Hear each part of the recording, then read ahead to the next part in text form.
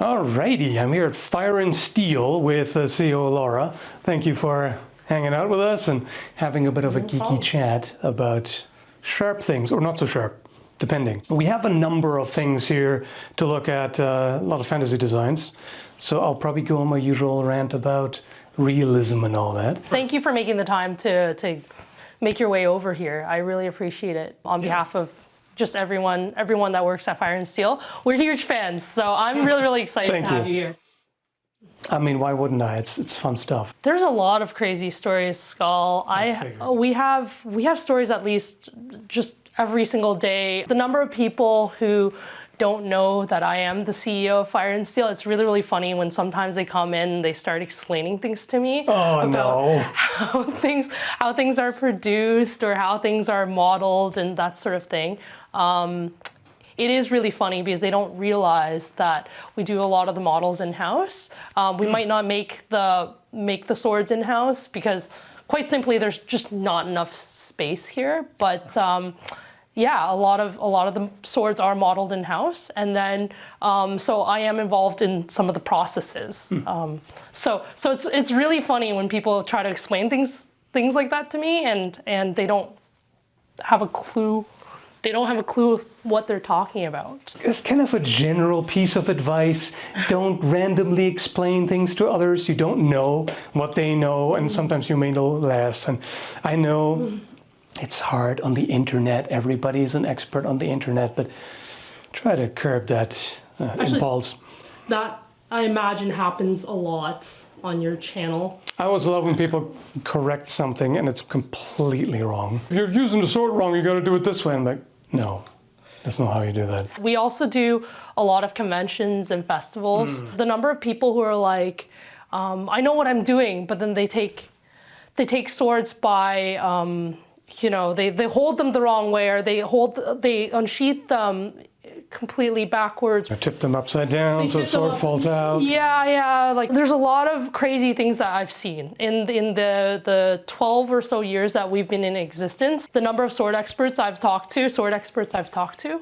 That's something I really appreciate about your channel. Where the first thing you say is, I'm not a sword expert. I don't profess to be a sword expert. I just really like this stuff. Exactly, I'm what you might call a professional idiot. And you know, the professional there is already in quotation marks. But this guy actually knows a lot more than a lot of the other people that we've ever talked to. So like I said, I've seen a lot of your videos now, so I really appreciate your goal to educate people. I also educate myself. You know, that's part of the process. You know, as you go along, you learn more and more, and you know, things that back in 2014 I thought about a certain way, now I realized that no, I didn't quite understand that, so it's a learning process for everybody involved. Yeah, even for us too. Yeah. So some of the swords that you're going to see today, honestly, they were based on designs from like movies and TV shows, that sort of thing. So they might not be the most practical necessarily. They might not be even the most functional, because things in fiction, I think that the theme today should be things in fiction and things on paper might not necessarily be the best in real life, but it doesn't mean that it's not a cool piece to just own and put on the wall as a collector's piece. A lot of the questions we get asked is, can you put like lights or LEDs in? Can you do this special feature? Can this transform? And I'm like, the more you have going on with the blade, the more crazy stuff you have going on with it, it weakens the blade. Like when we built LEDs in, and there are some swords we carry that have built-in LEDs, but they will never be like of the battle-ready variety. Let's just put it that way. So one of the crazier questions we get asked is, can you make this in a battle-ready format, but leave the LEDs in to, like, you know, say a Genji sword from Overwatch? And honestly, it's not the most practical at that point. I always ask them why. Why would you want this feature in a battle-ready sword still? It doesn't actually make sense. It's like almost like an oxymoron when you combine the two. Yeah, and it's just difficult to fit in. Then you need to get the batteries in there. That takes up quite a bit of the handle, and then you have a hollow space there. It's obviously not as strong, and all of that. Yeah, exactly. A lot of times the battery pack will be in the handle because that's the only place you can hide it. And essentially that will weaken the tang, like that reduces the tang of the blade. So that's problematic. So a lot of those would be obviously more display swords. Can I just say also, I do appreciate that you're keeping things more positive.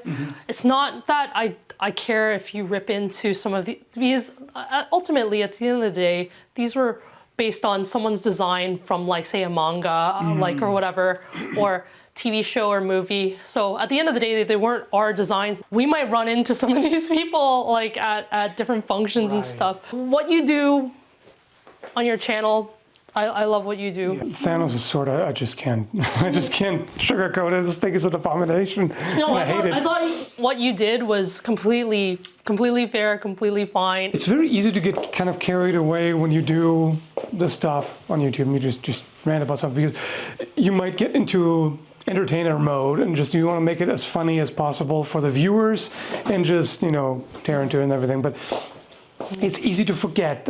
Like if you were to imagine talking about this design and the designer happens to be in the room, would you say the same things? Yes. Right, and generally, usually you probably wouldn't. Yeah.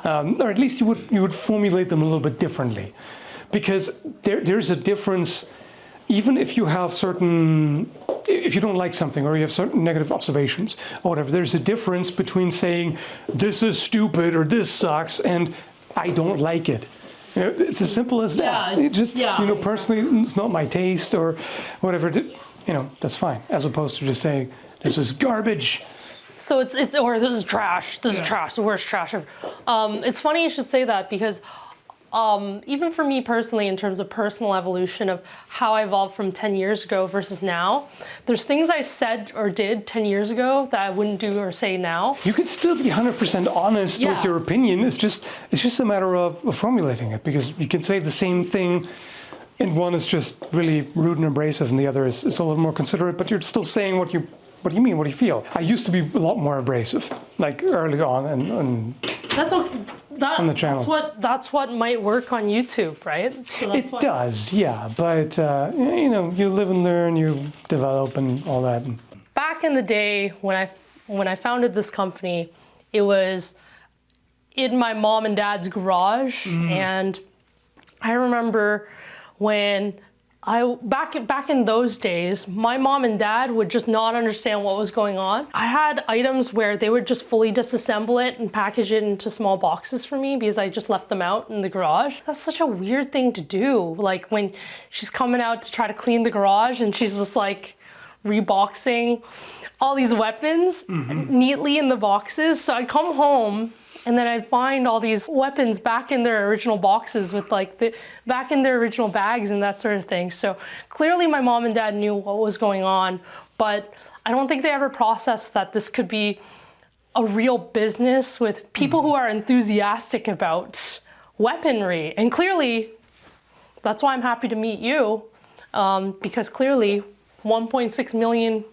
of your followers disagree with their assessment. Everything has become more popular. What used to be super niche, whether it be swords and all that, or gaming for that matter. I mean, when I was a kid, gaming was just for the nerds. It wasn't that common, it wasn't mainstream or anything, and it became more and more popular. And same with fantasy and also interest in history and historical martial arts and swords and this and that and the other. Everything is just it's just diversified, I guess. I think it's just become a lot more casual too. Just because you're enthusiastic about swords doesn't mean you need to be a sword expert. That's a part of the message behind you and your channel that I really resonate with. Just because you like martial arts doesn't mean I have to be a martial arts expert. It could be that I like it. Just because I'm a cosplayer doesn't mean I have to be the best cosplayer ever. It could just be that I just want to express myself in a different way and put on a really cool outfit that makes me feel comfortable and confident in myself. That I think is one of the things I think is really, really cool about doing a business like this. Our internet culture these days, where people are so confident in something just because they Googled it. Yeah, Dunning Kruger effect, basically. The less you know, the more you think you know. And then as you learn more, you see more and more how much how many gaps you have, how much more there is. It's like a reverse Goldilocks zone, like a rust belt, something, I don't know, where you're just in this zone where you know just enough to think that you know a lot, but you have no idea how many gaps you have. And yeah, that's how you get there. Well, I just think it's very inspiring that you went on this journey to create this channel as well. I think it's just really cool to see, like, even your progression of, like I said, we've watched a bunch of your videos as well, so it's just very cool to see. Definitely a lot of videos, when I look back at them, I'm like, yikes, cringe fest. I didn't say this. I wasn't saying this. It would be totally fair game, but the thing is, like, if you look back at something that you did 10 years ago and you cringe, that's kind of how it's supposed to be, right? Because that's how you know that you've gotten somewhere, you've developed as a person. So You could have me here talking about swords for 9 hours. Oh, of course.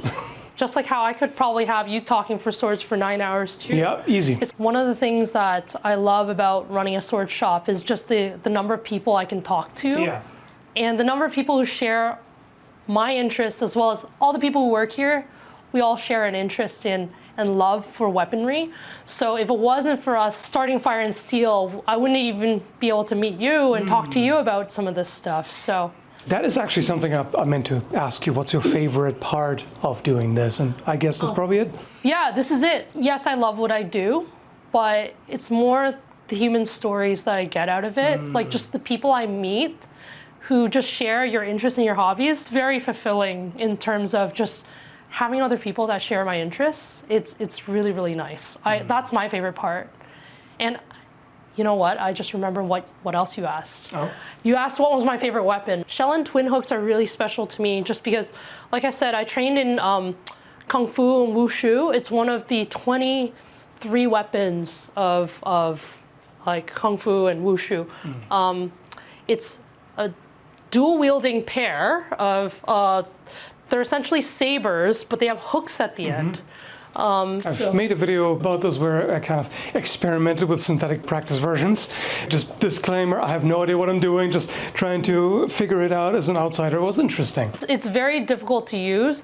I'm not saying that they're necessarily the most practical blades, but it's fun in the level of skill you need to be able to use them properly. So it's considered one of the most advanced types of weapons to use. So I like that just because it's more of a testament to your skill and your ability to be able to use it. Training your mentality to fight through difficulties, because there's so many times where I'd be training and I'm huffing and puffing, feeling like I'm literally dying, but I'm not literally dying, but feeling like it. But then it trains you to clear your mind enough to be able to fight through it and finish. Like finish your form or finish however many punches you need to punch or whatever. It's like the physical embodiment of what martial arts is to me. Right. What's your favorite? I have to ask. My boring standard answer is always longsword because that's what I'm most familiar with, and I like the versatility of it. You know, it can be, particularly if you're looking at a hand and a half sword, it can be used either with two hands by itself or with a shield, and it just about any situation you can be in, whether it's armored or unarmored, there's some kind of way to use it. You know, if you suddenly face someone with full plate armor, grab the blade for more control and thrust into the gaps of the armor, or you strike with the guard or pommel, things like that. You know? There are plenty of designs that do something specific better, but just as an all-rounder, that's just something I like about it. That's what I mean. We could probably spend like 16 hours just talking to each other about various things. Well, it's a pleasure to have you here at Fire and Steel. Thanks for having me. You're welcome back anytime. I appreciate it. Absolute pleasure. So thank you very much. Thank you. It was fun.